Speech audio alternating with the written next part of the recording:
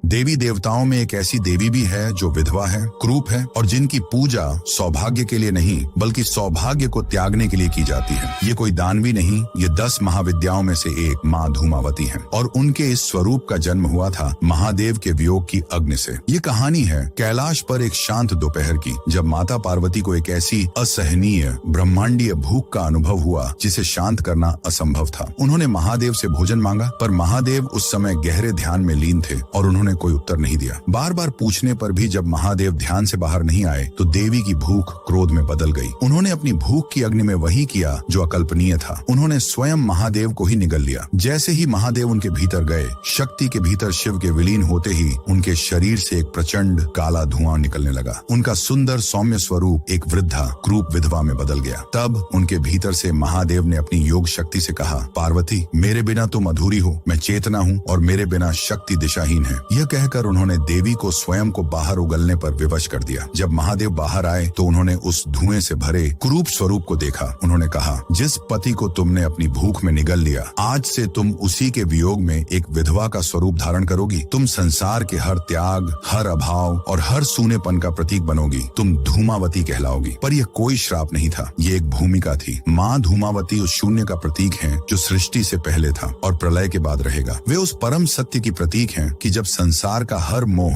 हर बंधन, हर सौंदर्य नष्ट हो जाता है, तब भी चेतना अकेली रह जाती है। वे हमें सिखाती हैं कि सबसे गहरे दुहक और हानि में भी एक दिव्य शक्ति छिपी होती है, वैराग्य की शक्ति। उनकी पूजा धन या सौंदर्य के लिए नहीं बल्कि हर बंधन से मुक्त होने के लिए की जाती है। उस आदि शक्ति के हर स्वरूप के सम्मान में, चाहे वह सौम्य हो या प्रचंड, कमेंट्स में जय माता दी अवश्य लिखें।